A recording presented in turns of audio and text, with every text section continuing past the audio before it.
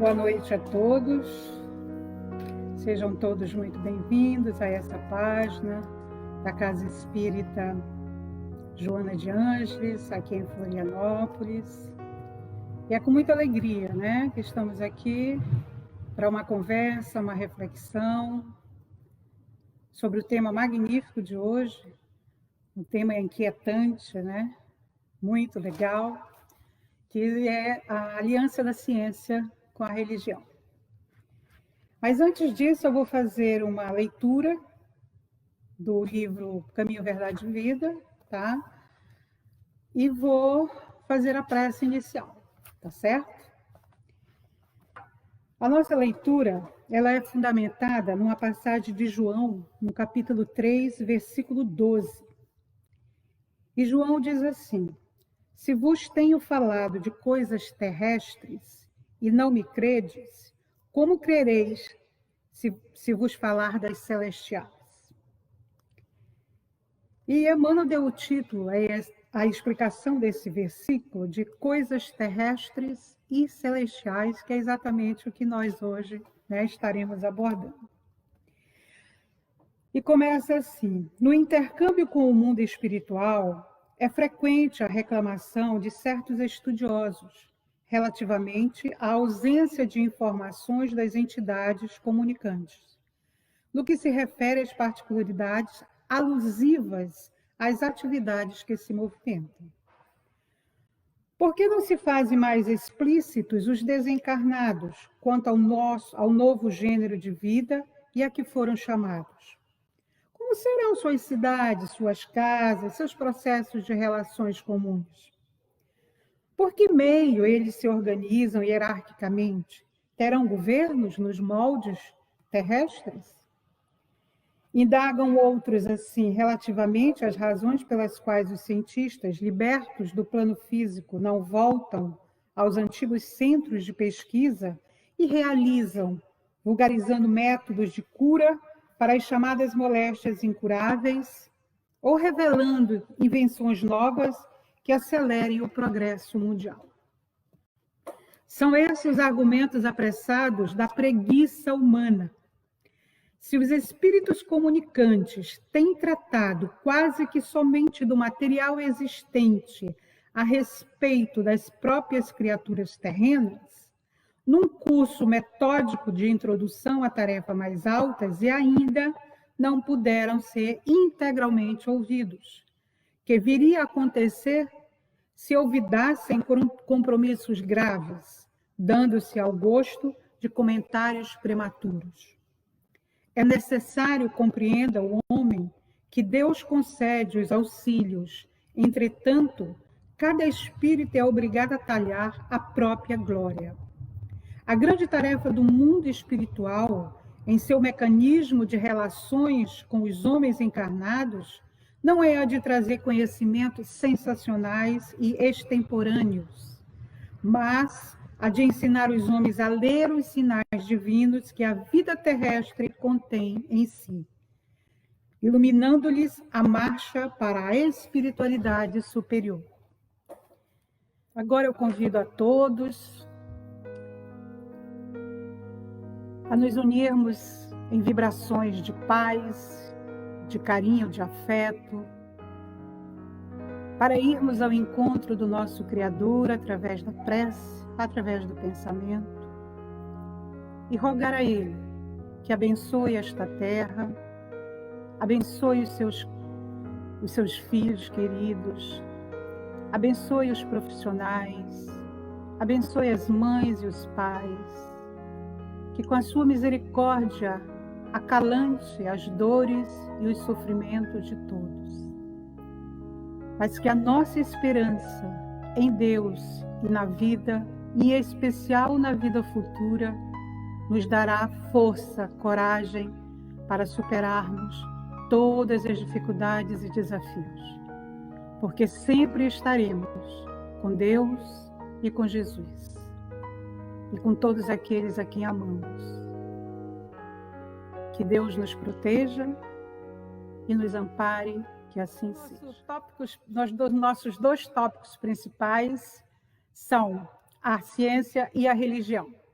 Isso tudo se encontra dentro do capítulo número 1, no item 8 do Evangelho segundo o Espiritismo. Tá? E ali Kardec coloca coisas magníficas, coisas verdadeiras, né, que nos levam a refletir a necessidade urgente desta aliança, para que todos nós possamos ter uma vida mais espetacular do que a que nós já temos agora. Então, ele nos diz assim, que a religião e a ciência são as alavancas da inteligência humana. Ora, quando nós falamos de inteligência, para os espíritas, imediatamente nós vamos ao livro dos Espíritos, porque lá tem toda a nomenclatura que trata sobre a inteligência humana. E é por isso, então, que essas duas obras se casam, se correspondem, se vinculam. A religião, ela está comprometida com a revelação das leis do mundo material, ou do mundo moral. E a ciência está comprometida em revelar as leis do mundo material. Tá? Mas, com o passar da evolução da sociedade, de tudo que aconteceu dentro da nossa história, né, do nosso desenvolvimento como ser na Terra, essas duas grandes instituições não corresponderam uma aliança entre si. Então, eu fui buscar na Revista Espírita de janeiro de 1861 algo muito legal que o senhor Canu, através da sua carta, né, que mandou a Kardec, Kardec publicou. Ele diz assim: a criação compõe-se de duas naturezas distintas. A natureza material, que é o instrumento passivo, e a natureza intelectual, que é o instrumento ativo. Por isso, inteligência é a alavanca para esses dois grandes atributos da divindade aqui conosco.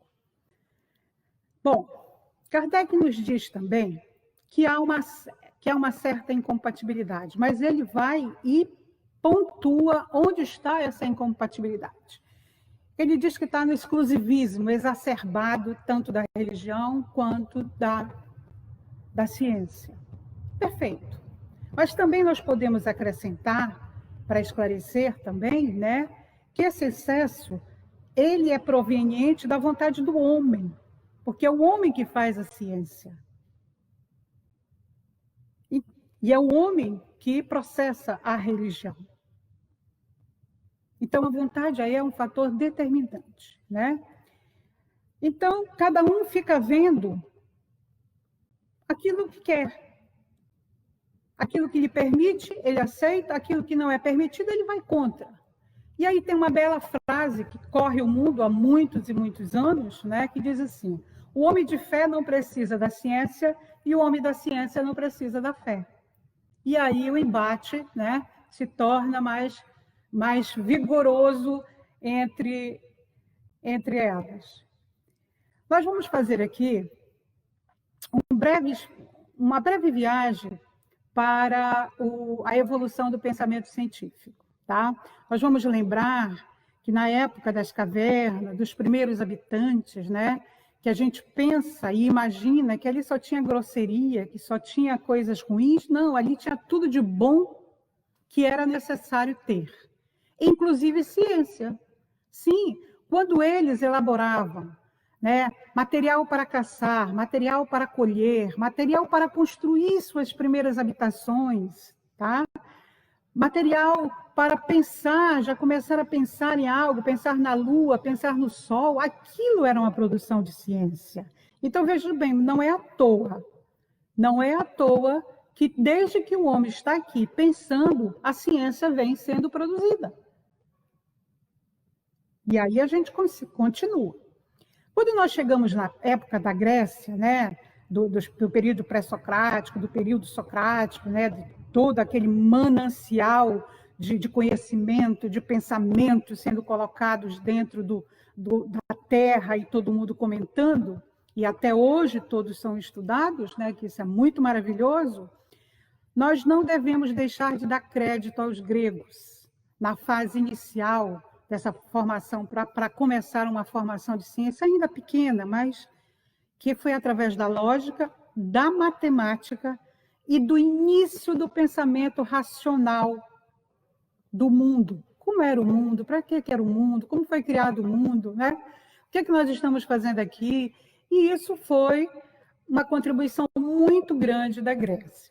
Andando um pouquinho mais para frente, nós vamos encontrar um homem que todo mundo conhece, pelo menos nos bancos de escola nós conhecemos. O nome dele é Tales de Mileto. Tales de Mileto, no século V a.C., ele já pensava sobre o que é o espírito e o que é a matéria. Tá?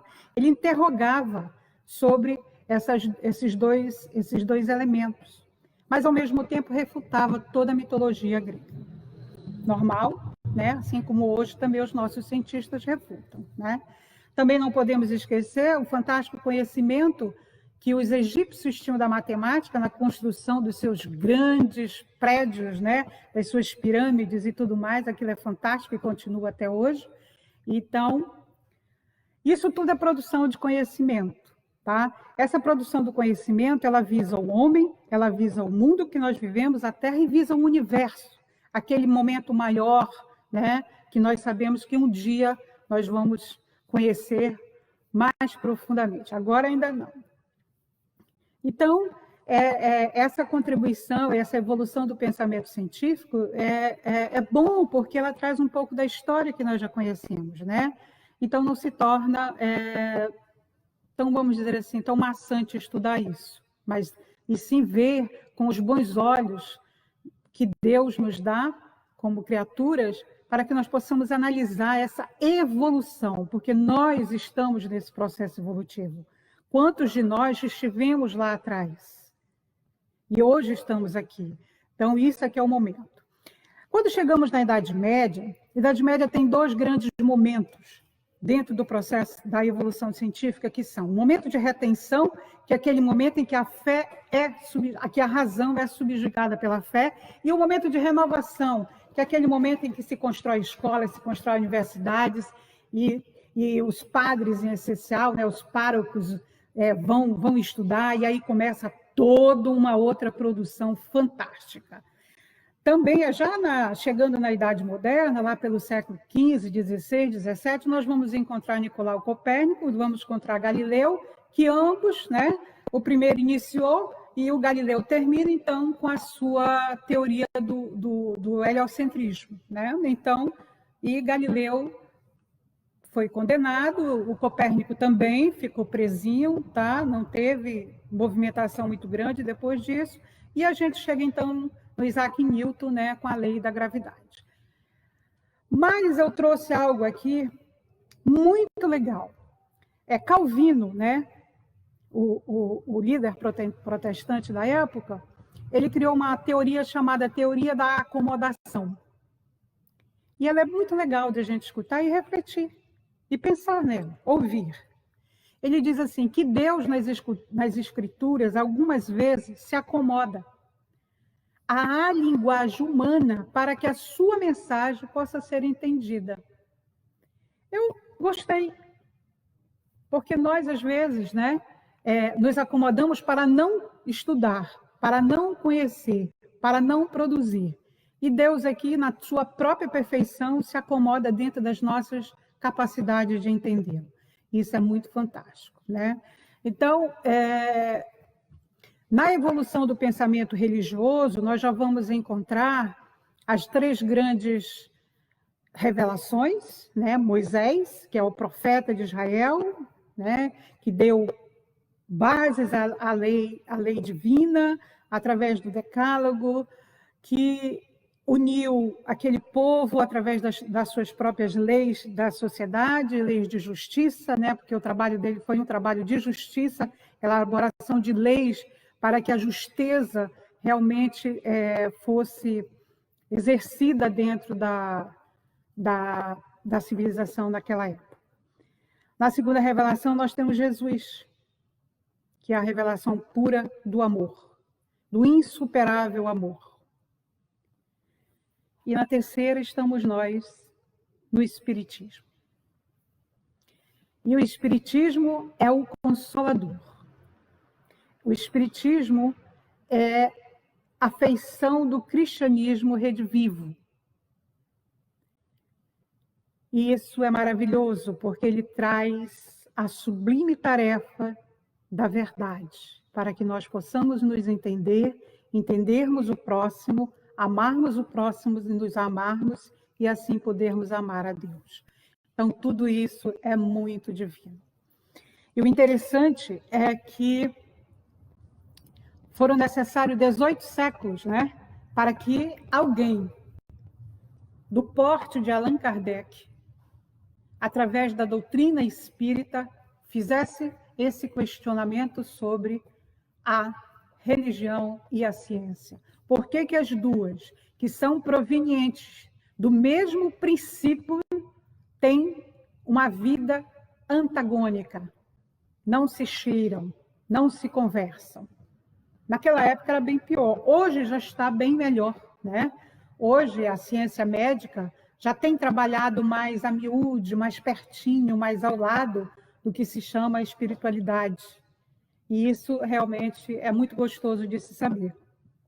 Mas Kardec mexe com aquelas velhas tradições, com as velhas bases, e vai trazer uma nova base, um novo pensamento a respeito do que é ser espírita, ter uma religião, como religião.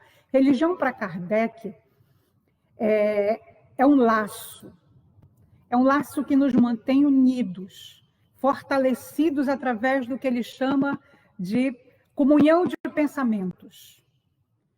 Quando nós estamos nos reunidos numa casa espírita, seja em que templo for, seja de que religião for, nós temos que estar com esse pensamento de comunhão.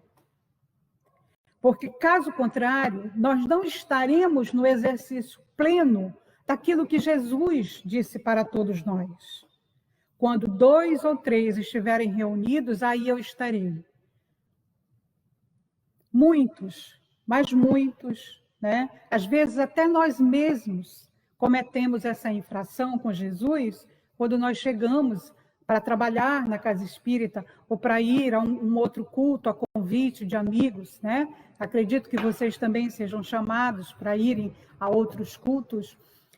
E a gente não tem o pensamento de comunhão, não faz parte daquilo, porque isso tudo aumenta o estado de vibração e nós podemos, então, ali fazer essa libertação da matéria, né?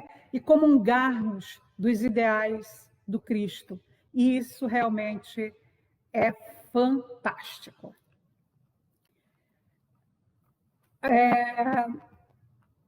Lá no mesmo capítulo 1, do item 1 a 7, porque hoje nós estamos falando do item 8, do Evangelho segundo o Espiritismo, nós vemos toda a evolução do pensamento religioso da humanidade, sob o ponto de vista da doutrina espírita, com Moisés, com Jesus e com o Espiritismo Consolador. E isso é muito bom. Vamos, então, trazer para vocês algumas coisas de Kardec, tá? Na Revista Espírita de março de 1863, ele diz assim: pensai que estamos em 63, em 1863 ele disse isso e ainda é válido hoje. Olha lá. Pensai que estamos num momento de transição, assistindo à luta do passado que puxa para trás, né, com o futuro que empurra para frente. Porque se nós formos fazer uma visão geral dessa aliança, da necessidade dessa aliança, nós vamos perceber que esta aliança será realmente produzida com maior eficiência, com maior eficácia no futuro, com as gerações futuras. Isso não acontece do dia para a noite, nem da noite para o dia. Isso acontece com a mudança, né? E essas gerações futuras, com certeza, pelo que nós sabemos das comunicações da espiritualidade amiga, que nós podemos tá? Que nós podemos falar francamente com esse ideal que todos nós temos, né? De vida, para que essa aliança nos traga benefício. Quando essa aliança estiver fortalecida, daqui a muitas e muitas gerações para frente, não deu, eu tive que tomar água, né? Muitas e muitas gerações para frente, nós estaremos olhando para eles de uma forma totalmente diferente. Então, é fantástico. Ele também fala, né, que nós não devemos pensar só em nós, que nós devemos pensar no coletivo. Ele também traz, né, para dentro do corpo da ciência, para o estudo da ciência, os fenômenos, saindo totalmente do misticismo, colocando ali. Mas os cientistas daquela época, e alguns também da nossa época, o que eles querem? Eles querem pegar o espírito, né, moldar a seu prazer, dominar o espírito, só fazer aquilo que é necessário. Olha, todos nós sabemos, né, que não é bem assim. Não há esse domínio, esse controle. Levar o espírito para o laboratório para fazer isso, né? Então, esse antagonismo com a religião vem do poder, né? Eu tenho mais poder. Num certo momento que perdurou, a religião foi fantástica, porque ela impulsionou também o homem para o progresso. Ela não deixou o homem parado. Com todos os seus atrapalhamentos, com todas as suas decisões que hoje são revistas e são colocadas como irregulares, né? A ciência também quer o poder. Então, como fazer uma aliança com dois que querem o poder? Não se sabe. Mas Kardec trouxe a doutrina espírita para ser o mediador, para compor, para colaborar com a criação desta aliança, tá? Porque a aliança, ela significa para a humanidade um avanço imensurável. Quando nós paramos para refletir e vermos esse avanço que isso vai proporcionar, né?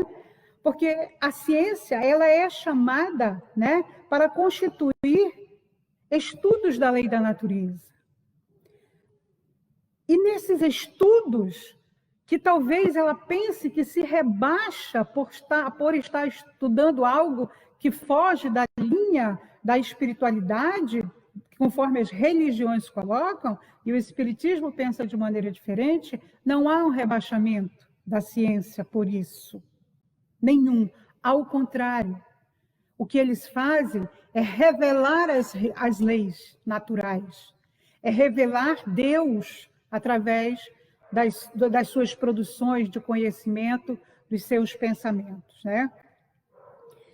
Então, como é que nós vamos trazer essa ciência para o diálogo? Kardec colocou, vou repetir, a doutrina espírita se propõe a ser o fator moderador, porque ela vai alimentar a ciência com todos os elementos da espiritualidade. E aí a ciência vai ganhar um espaço e uma solidificação através dos seus cientistas para produzir melhor, para ver um campo de atuação bem mais extenso do que o que agora ela exerce. E como é que nós vamos fazer essa aliança? Essa aliança nós vamos fazer estudando, nós vamos fazer lendo e praticando. Tudo, né? Quando o Consolador faz a captura da essência moral do Cristo, a ciência não entende isso. Como é que se pode fazer essa captura? Alguns textos já estão sendo publicados, né, trazendo o entendimento e absorvendo essa moral do Cristo. Mas não queiramos botar, né, a carroça na frente dos bois. Tudo será a seu tempo. Tudo é tão a seu tempo, né, que mesmo hoje, Nem tudo é revelado a nós pela nossa incapacidade de entendimento. Assim como Cristo disse à sua época na Terra, né, que tudo viria depois, mas para nós também está vindo depois, porque ainda não nos é permitido conhecer tudo. Se para nós não é, imagina se nós pensarmos no espírito desencarnado. Nós conhecemos, né? Nós sabemos. Muitos trabalham dentro das reuniões mediúnicas. Muitos sabem. Há espíritos que sabem tanto quanto nós encarnados. Há espíritos que não sabem quase nada. Mas todos querem ter a soberania e o domínio da ciência. Porque isso é válido para eles, né? Então, essa aliança ela está em construção. Ela está se moldando, né, ao que a sociedade reclama, ao que a sociedade coloca como necessário. E quando nós olhamos essa construção, ela será de maneira simples, porque será da mesma forma como nós chegamos aqui, vindos de Moisés, de Jesus, tá? E chegamos aqui no Consolador prometido. As outras gerações vão conhecer Moisés, vão conhecer Jesus, vão conhecer o Espiritismo e vão trabalhar para essa aliança. Esse é o intuito, né? No livro O Consolador, do Emmanuel, tem uma pergunta magnífica, né? Tem a pergunta número 1, que é fantástica, quando lhe perguntam sobre se o Espiritismo tem absoluta necessidade da ciência terrestre, e ele diz assim, absoluta não. Mas caso a ciência continue a produzir da forma que produz, né, ela precisa muito do Espiritismo. Porque o Espiritismo traz luz. Onde quer que ele chegue, ele traz luz. Ele ilumina os sentimentos, ele faz uma melhora em todas as características morais do homem. Então, na questão 260 do livro O Consolador, tem algo que eu não posso deixar de ler para vocês. Ele diz assim, a pergunta diz assim, em face da ciência e da filosofia, como interpretar a religião nas atividades da vida? E ele diz assim, religião é o sentimento divino, cujas exteriorizações são sempre o amor, nas expressões mais sublimes. Isso é Jesus. Enquanto a ciência e a filosofia operam trabalhos da experimentação e do raciocínio. Religião edifica, religião ilumina os sentimentos, enquanto a ciência e a filosofia se irmanam na sabedoria. A religião personifica o amor. E essas duas asas divinas, tá? Com que a alma humana com essas duas asas divinas, que um dia nós vamos ultrapassar os pórticos da espiritualidade. Então, é aqui que nasce as duas asinhas do Emmanuel, né? Então, vamos entender que a ciência é uma aliada, ela não é antagônica, né? Que o sentido do materialismo da ciência, nós temos que entender que a ciência é produzida por seres, e dentro dela existem correntes, né? E tem a corrente materialista, que foi muito forte na época em que Kardec lança o Livro dos Espíritos, e sofreu muito. É só a gente ler dentro das revistas espíritas que nós vamos ver todo o sofrimento que foi causado. Então, essa maturação ela vai ser extremamente necessária para que as coisas possam ocorrer de uma maneira suave, de uma maneira em que não fira, né? E Jesus não fere, Jesus exemplifica. Então, esses exemplos é que nós temos que buscar, porque o Espiritismo ele tem duas coisas fantásticas, né? A primeira, ele torna felizes todos aqueles que o conhecem, porque a maior parte chega pela dor. E aí a gente desabrocha, né?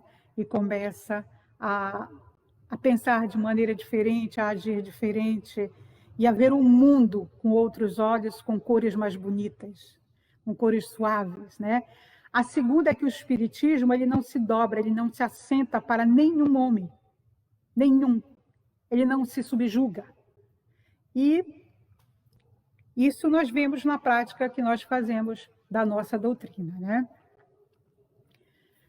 Então, meus amigos, o tempo é curto, né, para um assunto tão grande, mas é um assunto fantástico. Esse capítulo 1 do Evangelho segundo o Espiritismo, ele traz, sim, né, essa evolução do pensamento religioso. E quando Kardec, então, coloca isso, e logo a seguir coloca a aliança da religião com a ciência, ele sabe da necessidade, ele vislumbrou a necessidade. Um homem que tinha o espírito científico, né? Muita gente fala, eu admiro Leon Denis, nunca sentou numa escola, nunca estudou, nunca fez uma formação filosófica e é o filósofo do espiritismo.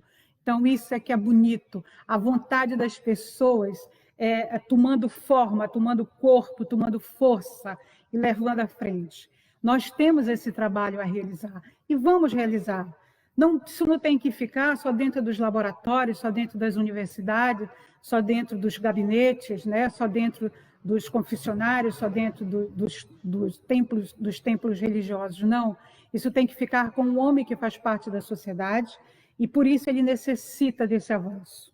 E nós só vamos avançar, só vamos progredir, só vamos obedecer à lei de progresso que está lá no Livro dos Espíritos quando nós sentarmos e conversarmos. Então, isso é a aliança, tendo como mediador a nossa querida doutrina espírita, tá bom? É isso que eu queria falar para vocês na noite de hoje. Um beijo, tá? E vamos, então, encerrar aqui com a nossa prece agora, tá certo? Para que nós possamos ter uma noite magnífica de repouso. E aí eu convido a todos a esse recolhimento íntimo, né? Para que nós possamos nos mantendo unidos em pensamento, em comunhão de pensamento, através das vibrações, agradecer ao Mestre Jesus pelo cumprimento da promessa do Consolador prometido, que nos dá condições hoje de vermos o mundo com cores lindas e maravilhosas, de observarmos a natureza, de observarmos os nossos irmãos, de sabermos da necessidade de tratarmos a todos com carinho e com afeto. Meus queridos, que a noite de hoje seja plena, que todos tenham encontros fraternos, encontros amorosos, encontros felizes, porque isso a espiritualidade nos proporciona. Fiquem com Deus, um beijo no coração de cada um que esteve aqui nesta página do Facebook. Que Deus, com a sua misericórdia, nos abençoe. Muito obrigada.